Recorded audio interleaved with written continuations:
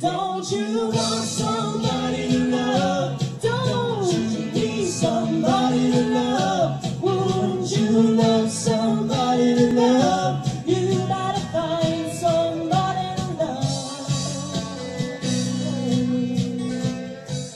It's a funny thing. Karaoke can be a romance, a courting ritual. Oh yeah. A lot of relationships and marriages have started because of karaoke, especially when you start duetting with a gal. It's just amazing because, you know, a lot of times it just starts off with, oh, hey, what's up? Yeah, you sing? Oh, I used to sing too when I was a little girl. You know, I used to do dancing and singing. They want to sing up there with you a love song, get a couple drinks, and, you know, you get the chick's number for the night. So definitely karaoke. If you're somewhere halfway or even a quarter decent, like I used to think I was, in the bag. Well, you know, through the course of the years, we have seen people who Others, have yeah. come to karaoke who have either got married or engaged or, you know, dating because of karaoke. Yeah, we have. Why don't you ever hold me by my name?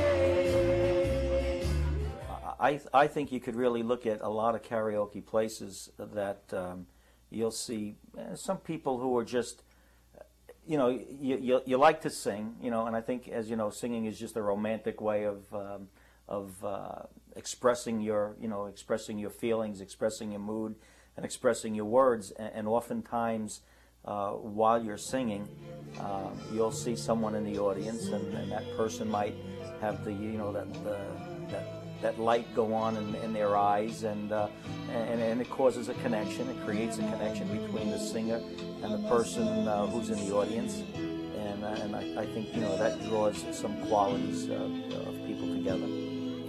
Why do you think these guys like the Beatles or the Rolling Stones got into music? They got into it to get girls, you know? I mean, that's what it's all about. So naturally, that enters into karaoke too. The female flow is phenomenal. It's phenomenal. And there's nothing like sitting at a bar when you have a girl come up to you and say something like, my friend over there thinks you're hot, or my friend over there thinks you're cute, or Last week, yeah.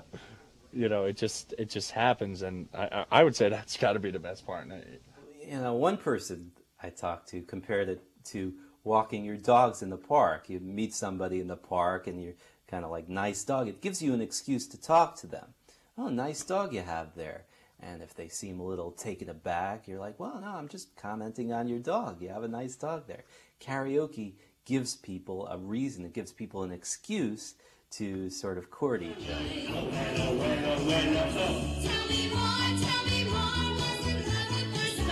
Tell me more, did she put up a fight?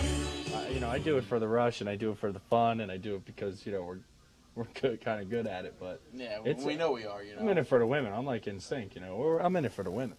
You get the guys who get up there who have a particular young woman in the audience who they have their eyes on, and vice versa.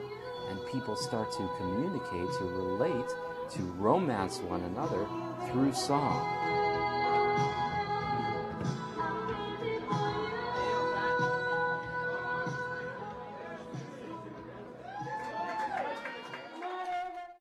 I think alcohol is very important when people get started because there's a lot of fear there, a lot of nervousness, and people will drink sometimes to excess just to get up there.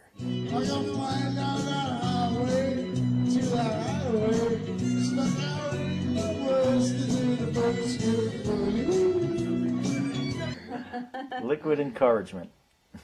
Yeah, I think in some cases it plays a very big role, and in other cases, some people don't even drink. Every bit.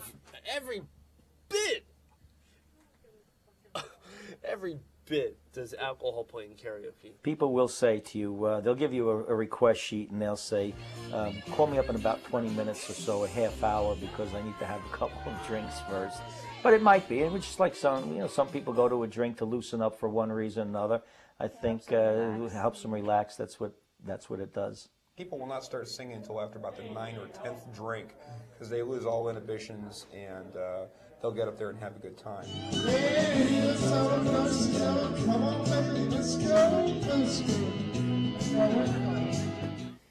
as they get used to it, as they become more skilled, more comfortable with it, people will drink less. The real hardcore karaokists, the regular performers who care about their performances, they won't drink. I have done karaoke on a sober level, and only because I want to see how I sound on a sober level.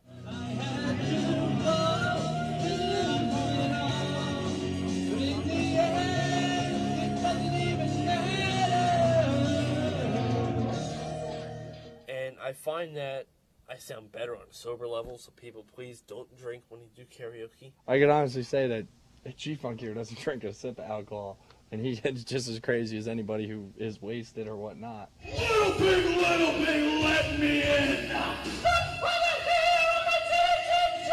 humping, puffing, I'll blow your house in! Humping, puffing, I'll blow your house in! Humping, puffing, blow your house in! I'm humping it, I'm pumping it, I'll blow your house in! What you gonna do? To me, it's energy, because I'm a terrible singer. So for me, it's spirit, you know? It's juice. You got to get juiced and go in there and just get crazy and just belt it out.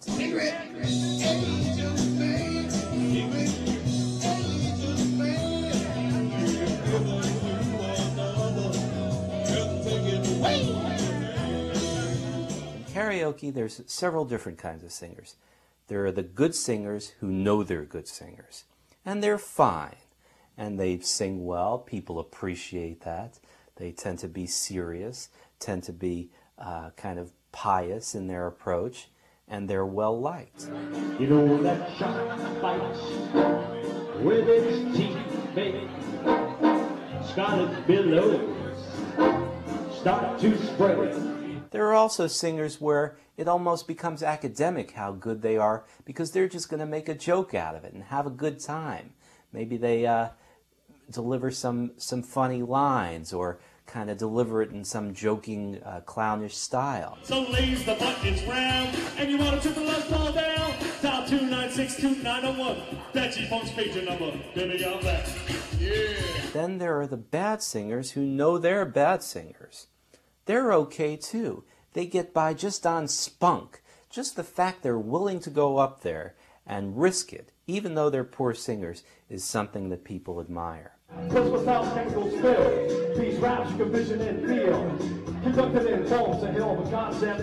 We make it hot and you want to stay with this. Maybe not. It's very important in karaoke to have those people who kind of make a joke out of it and don't take it too seriously and sort of upends the whole thing, because they're the ones who remind us that this is for everybody, that you don't have to be a great singer to do karaoke, and that singing, getting out up on stage and singing, is not supposed to be about clarity of voice all the time, that you could get by on character. Bob Z?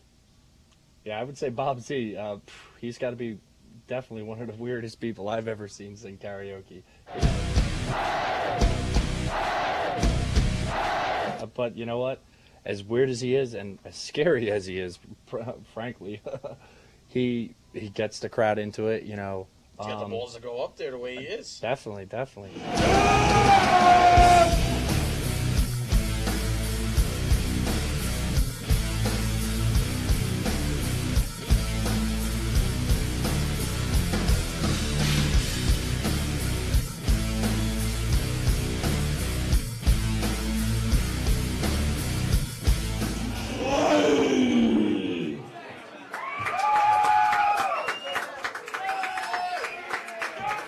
Yeah, how many examples Bob Z, huh?